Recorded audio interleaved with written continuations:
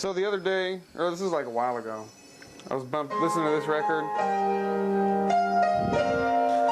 You know, some of that sappy R&B,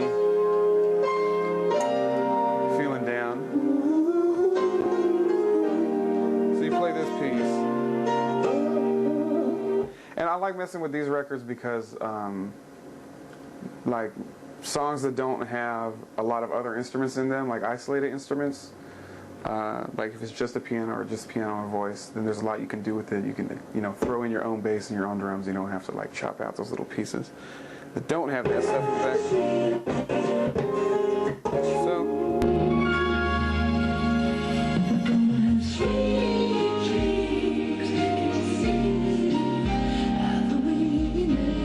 we run the chords out of this, the 1/4-inch cables, through this big mess here. And it comes into this, receives into this Mackie mixer. The main outs run directly into this live drive for the PC. It's actually quite simple. We run a very amateur operation over here.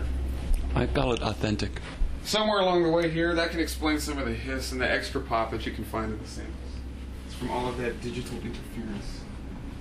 And usually, you know, I use this program, Soundforce, to like trim the sides, the unnecessary audio, and then I'll usually normalize it to make the sound as big as possible before loading it then into this program called Acid. I'll zoom into the sample that I'm using right here, and I'll find the pieces that and you can see like what sounds like what based on this cursor that's running across.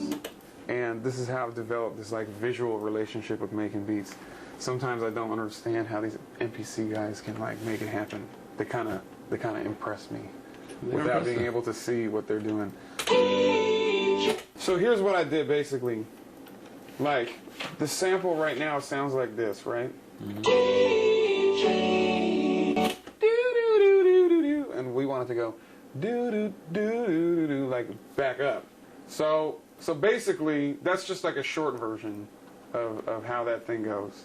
And then over here in the effects, we'll run a simple delay on it. So like when you run the EQ, it sounds like this now. Like it's coming through a phone. If you run a delay on it, it sounds like this. Right? And then add some reverb to just sort of blend all those pieces together. And then what I did was I duplicated that track and I loaded it in the same project again, and I dropped it by an octave.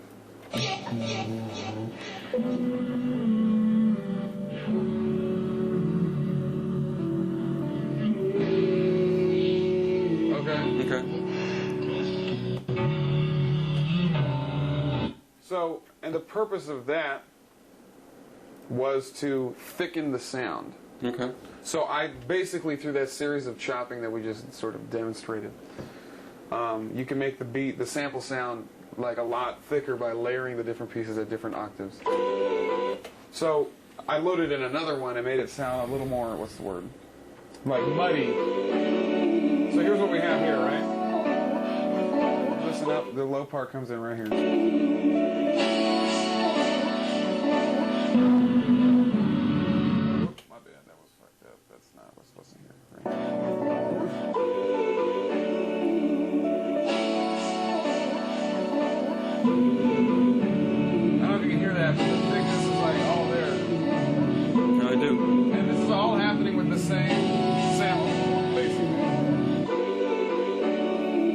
Is, I mean, you just add the rest of the pieces in, which we can do right now.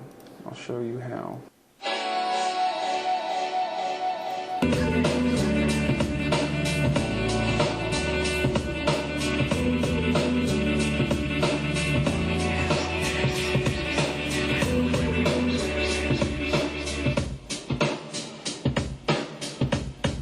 So here's an example of a beat that I made using no like melodic samples. So this is where I pull out this motif, right? The motif rack ES, which is a tone generator basically. that I plugged this MIDI keyboard, the only MIDI keyboard controller that's actually compatible with this piece. Like, this is the only MIDI keyboard that works with it for some reason. Usually I'll start with some drums, or I'll start with like a sample or something like that from a record and get an idea and move from there. But this particular beat, I had in mind exactly what I wanted to do before I sat down. Here's one.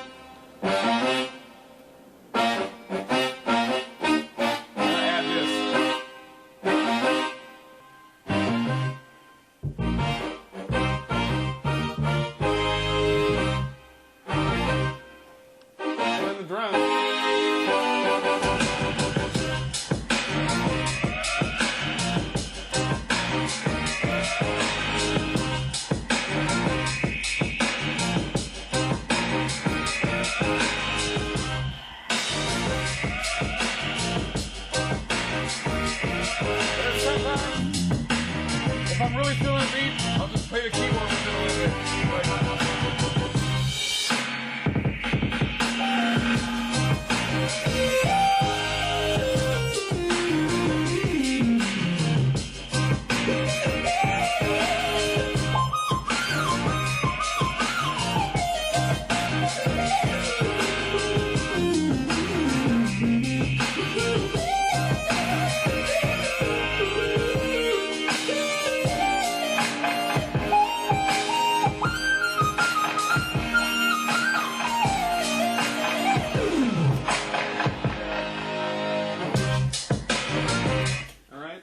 Now, this is a Banshee talk box made by Rocktron. What it does is it blasts the noise or the sound out of this hose.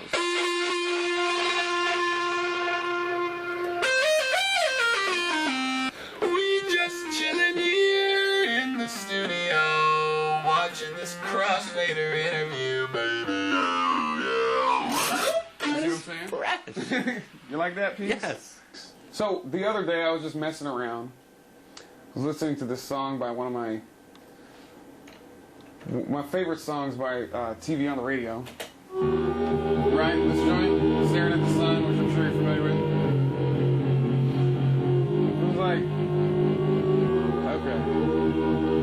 I like this joint, and I want to start messing with stuff that people don't really think about. And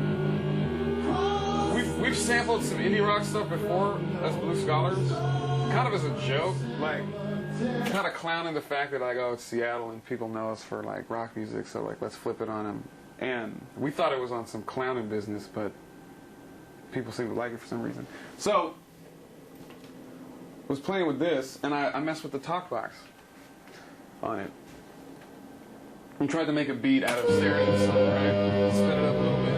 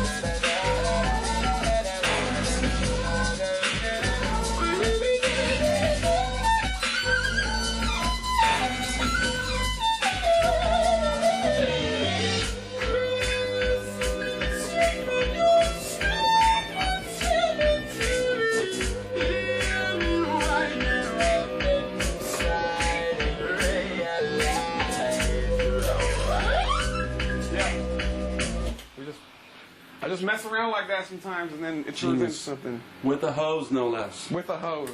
Mess around. People be like, You know, I don't think Sabzi gets down with them hoes.